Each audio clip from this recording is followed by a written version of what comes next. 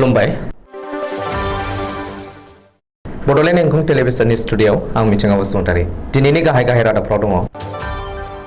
सोर मन्थ्रिया बबे जिल्लायाव माहारियारि फिरफिला बिरहोगोन गिबि मन्थ्रिया रानना होबाय। एबसुनि 52थि बोसोरसालिया जथुम्मानि बानजाय आफाद दाबाय। आसाम सोरखारा 8 थाखोनिफ्राय जारिमिन आरो जुग्राफि आयदाखौ थिसनसिगोन। एसिपि हिमांशु दासनो हादोरगिरि पुलिस मेडेल। गुवाहाटी रेल स्टेशनाव 25 लाख रांजों लोगोसे सासे हमदों।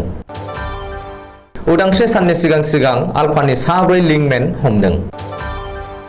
बाक्सानि सालबारियाव आजादी का अमृत महोत्सवजों लोब्बा लाखिनानै पिलपिलि रेली हाबाफारि। पान्जाबाव लामा जाब्रथाय 13 जिउ खहा आरो 5 जोखोम। दानिया फैदो आबुं रादाबाव।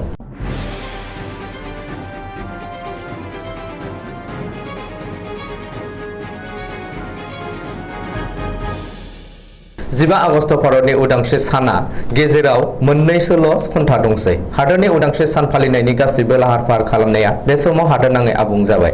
आसामावबो हादर उदांस्रिनि 75थि आबुं बोसोर फालिनायजों लोगोसे 76थि उदांस्रि सान फालिनो गोख्रों लाहार-फाहार खालामदों। बेनि गेजेरावनो आसामनि सोर मन्थ्रिया बबे जिल्लायाव माहारियारि फिरफिला बिरहोगोन बेखौ राननानै होदों गिबि मन्थ्रिया। मिथिनो हानाय बायदिब्ला आसाम सोरखारा खानापारा गेलेग्रा फोथाराव खुंनाय उदांस्रि सान फालिनायाव गिबि मन्थ्रि डक्टर हिमन्त बिश्व शर्माया माहारियारि फिरफिला बिरहोगोन। ओरैहाय आसाम सोरखारनि जेनेरेल एडमिनिस्ट्रेटिभ बिफाना फोसावनाय नटिफिकेशन बादियै मन्थ्रि रन्जित दासआ बङाइगावआव माहारियारि फिरफिला बिरहोगोन। मन्थ्रि अतुल बराया डिब्रुगड़आव आरो मन्थ्रि उर्खाव गोरा ब्रह्मआ बिश्वनाथआव माहारियारि फिरफिला बिरहोगोन। बेबादिनो कामरुप जिल्लायाव चन्द्र महन पाटवारी, काछार जिल्लायाव परिमल शुक्लबैद्य, गलाघाटआव केशव महन्त, धुबुरीआव रनज पेगु, सनितपुराव अशोक सिंघाल, लखिमपुराव जगेन मोहन, दरं जिल्लायाव सन्जय किसाना माहारियारि फिरफिला बिरहोगोन। बबेखानि नगाव जिल्लायाव पीयूष हाजरिका, जरहाटआव अजन्ता नेव, शिबसागराव बिमल बरा, बरपेटायाव नन्दिता गार्लसा आरो नलबारियाव जयन्त मल्ल बराया गाबोन 76थि उदांस्रि सान फालिनायाव माहारियारि फिरफिला बिरहोगोन। कार्बि आंलं जिल्लानि लांहिन हाजोआरि फोथारनि थान्दै मेलाव थांखि लानाय बायदियै दुलाराय बर' फरायसा आफादनि 52थि बोसोरसालिया जथुम्माखौ देग्लाय उदालगुरि जिल्लानि बेन्दोंआव थानाय रौतायाव खुंफुंनो थाखाय थि खालामदों। दुलाराय बर' फरायसा आफादनि 52थि बोसोरसालिया जथुम्माखौ उदालगुरियाव खुंफुंनो थाखाय दिनै बानजाय आफाद दाबाय। मिरु एबसुनि फेसबुक पेजआव फोसावनाय बायदिब्ला उदालगुरि जिल्लानि बेन्दोंआव थानाय मोन 13 दख'राफोरनिफ्राय हांख्रायनानै लाबोजानाय मेलेमजिबि आरो रायजो राजाफोरनिफ्राय रबिन्द्र मोसाहारिखौ आफादगिरि, जोंसार दैमारिखौ गाहाय नेहाथारि आरो दैमालु मोसाहारिखौ फाइनेन्स साब कमिटिनि मासिगिरि बिबान होनानै 52थि बोसोरसालिया जथुम्मानि बानजाय आफादखौ दिनै रौतायाव थानाय बड' इन्डिजिनियास कालचारेल कमप्लेक्स नब्लाङाव दाफुंनाय जाबाय। बानजाय आफाद दानाय बे हाबाफारियाव उदालगुरि जिल्ला बर' थुनलाइ आफादनि आफादगिरि मानिक बसुमतारी आरो दैदेनगिरिफोर दुलाराय बर' हारिमु आफादनि गाहाय नेहाथारि भिजुएल नेलसन दैमारि, साहित्य एकाडेमि बान्था मोनगिरि नवीन मल्ल बर', डक्टर नीलुत स्वर्गयारी, आबोबनि दैदेनगिरिफोर, बारग' NDFB-नि दैदेनगिरिफोर, एक्स बिएलटि वेलफेयार एस'सिएशननि दैदेनगिरिफोर, जिल्लानि सिङाव थानाय समाज सिबियारि, मेलेमजिबि, फोरोंगिरि आरो रायजो राजाफोरा मैखोमै बाहागो लाफैनायजों लोगोसे एबसुनिफ्राय फारियै आफादगिरि दिपेन बर', बोसोनगिरि खुंख्रा स्वर्गयारी, एबसुनि बारग' लेङाइ आफादगिरि रबिन्द्र मोसाहारि, लेङाइ आफादगिरि खोरोमदाव औवारी, गाहाय नेहाथारि खनिन्द्र बसुमतारी, लोगो बुंथिगिरि बिबारि बर', लोगो गाहाय नेहाथारि दिनेश ब्रह्म, नेहाथारि आनन्द दैमारि, सुबुं फोनांजाब नेहाथारि सरनजित नार्जारी, अबित नार्जारी, लोगो सोलोंथाइ नेहाथारि रमिय बसुमतारी, गेलेमु नेहाथारि गणेश बसुमतारी आरो रांखान्थि नेहाथारि सिमान्त बसुमतारीआबो बाहागो लायो।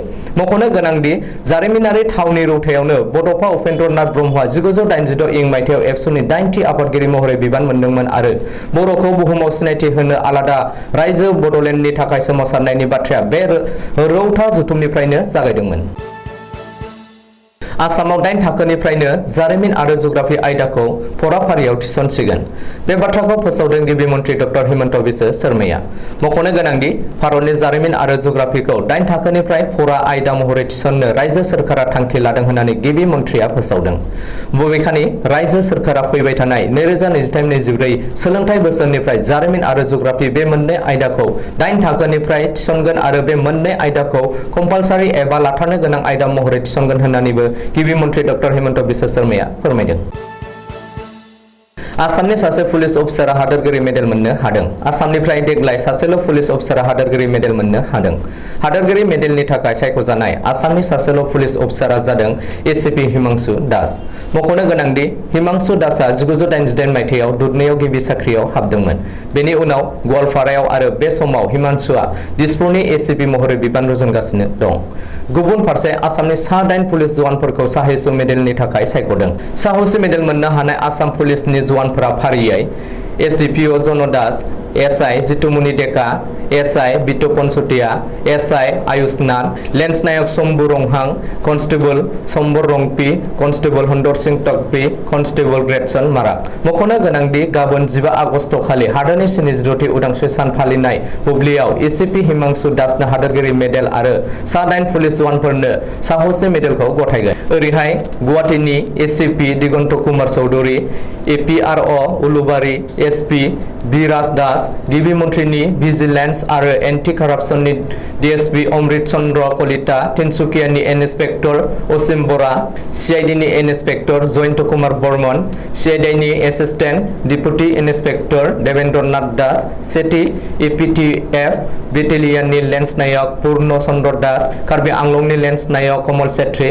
गुथि एपिबिएननि लेन्स नायक खगेश्वर नाथ, गुथि बेटेलियन दीपक भुइया, बाक्सा पुलिस एसपि मावख'नि कनस्टेबल दन्दधर ब्रह्म, नलबारि रन्जित शर्मा, तिनसुकियानि रिजार्भनि कनस्टेबल जन्मनि कुर्मी आरो सिआइडिनि आइजो कनस्टेबल दीपाली गगৈ। उदांस्रि साननि सिगां गुवाहाटी रेल स्टेशनाव लाख लाख रांजों लोगोसे सासे सुबुंखौ हमदों। गभर्नमेन्ट रेलवे पुलिस सुंदुयै जिआरपि आ दिनै गुवाहाटी रेल स्टेशनाव सिग्रोमनानै नोगोद 25 लाख रांजों लोगोसे सासे सुबुंखौ हमदों। नाथाय लाख लाख रांजों लोगोसे हमनो हानाय सुबुंखौ रेलवे पुलिस बिफाना उदाङै सिनायथि होआखै। रिपर्टनि बायदिब्ला हमजानाय सुबुङा मणिपुरनि थागिरि आरो बियो राजधानी एक्सप्रेसजों दिल्ली फारसे थांगासिनो दंमोन। नाथाय गुवाहाटी रेल स्टेशनाव जिआरपिनि सिग्रोमनायाव हमजायो। बबेखानि सुबुङा गाव लाबोनाय 25 लाख रांनि गनायजाथाव फोरमानलाइ होनो हायैनि थाखाय रेलवे पुलिसआ रांखौ जब्द खालामदों आरो बेनि बागै हमजानाय मणिपुरी सुबुंखौ जेरा खालामगासिनो दं होननानै सुलुङाव फोरमायदों। हादोरनि उदांस्रि साननि सिगां आल्फानि 4 लिंकमेन हमदों। उदांस्रि साननि सिगां तिनसुकिया पुलिसआ दिनै गोख्रों सिग्रोमनानै आल्फा उदांनि 4 लिंकमेनखौ हमनो हादों। बेनिनो सानैया आइजो। आल्फा उदांजों लोब्बा लानायनि सन्देहआव पुलिसआ हमनाय लिंकमेनफोरखौ मृणाली गगৈ, गीताश्री बरा, अमरज्योति बरुवा। अमरज्योति बरुवाखौ मन्टु बरुवा होननानैबो सिनायथियो।